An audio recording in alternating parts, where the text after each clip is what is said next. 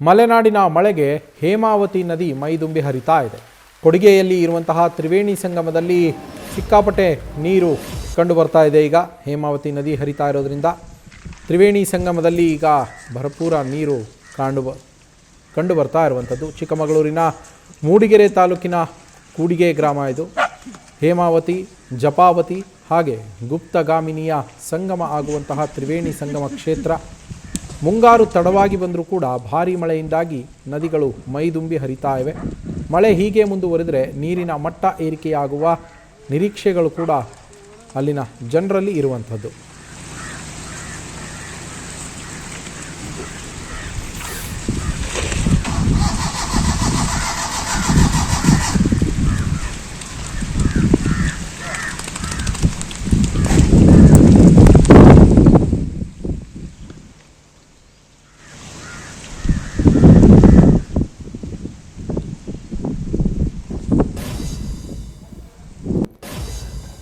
ಇನ್ನು ಚಿಕ್ಕಮಗಳೂರಿನಲ್ಲಿ ಗಾಳಿ ಮಳೆಯ ಅಬ್ಬರ ಜೋರಾಗಿದೆ, ಮುಂದುವರಿತಾ ಇದೆ. ಕೊಟ್ಟಿಗೆಹಾರ, ಚಾರ್ಮಾಡಿ ಘಾಟ್ ತಪ್ಪಲಿನಲ್ಲಿ ಮಳೆ ಇದೆ, ಜೋರಾಗಿ ಮಳೆ ಆಗ್ತಾ ಇರುವಂಥದ್ದು. ಭಾರೀ ಗಾಳಿ ಮಳೆಗೆ ಮರ ಬಿದ್ದು 2 ಮನೆಗಳು ಜಖಂಗೊಂಡಿದ್ದಾವೆ. ಬಾಳೂರು ಹೊರಟ್ಟಿಯ ಅನಿತಾ ಡಯಾಜ್ ಅವರ ಮನೆ ಜಖಮಾಗಿದೆ. ದೇವನಗೂಲ್ನಲ್ಲಿ ಪ್ರತಾಪ್ ಎನ್ನುವವರ ಮನೆ ಧ್ವಂಸ ಆಗಿರುವಂಥದ್ದು. ದೇವನಗೂಲ್ ಗ್ರಾಮದಲ್ಲಿ ಗುಡ್ಡ ಕೂಡ ಜರಿತಾ ಇದೆ, ಇದರಿಂದಾಗಿ ಆತಂಕ ಹೆಚ್ಚಾಗಿರುವಂಥದ್ದು.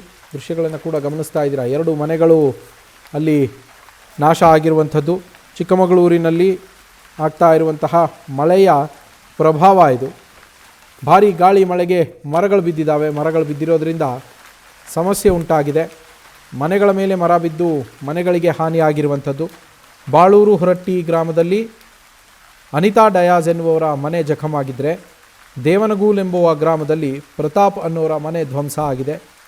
ಮತ್ತೊಂದು ಕಡೆ ಅದೇ ದೇವನಗೂಲ್ ಗ್ರಾಮದಲ್ಲಿ ಗುಡ್ಡ ಜರಿತಾ ಇದೆ. ಗುಡ್ಡ ಜರಿತಾ ಇರೋದರಿಂದಾಗಿ ಭೂಕುಸಿತದ ಆತಂಕ ಎದುರಾಗಿರುವಂಥದ್ದು. ಅಲ್ಲಿ ಜನ ಆತಂಕದಲ್ಲಿ ಜೀವನ ನಡೆಸ್ತಾ ಇದ್ದಾರೆ.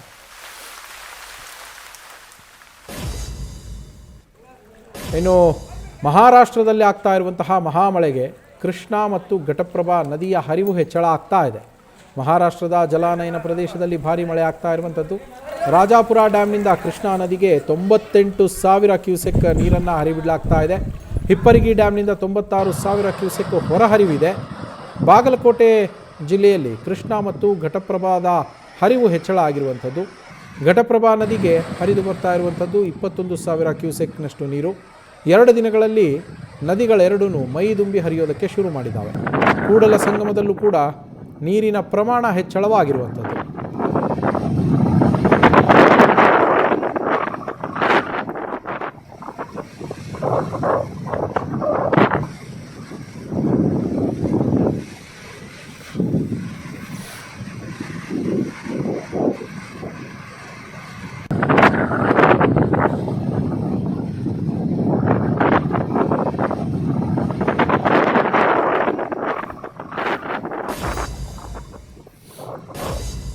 ಮತ್ತೊಂದೆಡೆ ಶಿವಮೊಗ್ಗ ಜಿಲ್ಲೆಯಲ್ಲೂ ಕೂಡ ಮಳೆಯ ಅಬ್ಬರ ಇನ್ನೂ ಮುಂದುವರೆದಿದೆ.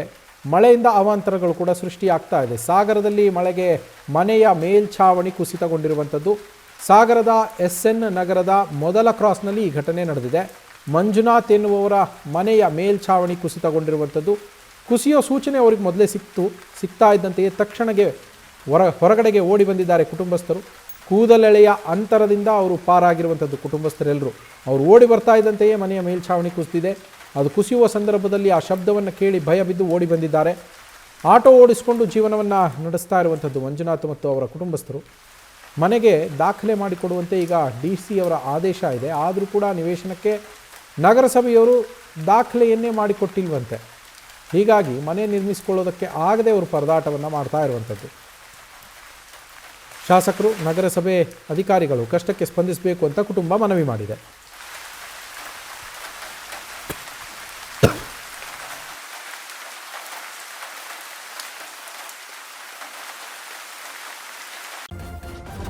ನ್ಯೂಸ್ ಫಸ್ಟ್ ನಿರ್ಭೀತಿಯಿಂದ ನಿಮ್ಮ ಪರವಾಗಿ.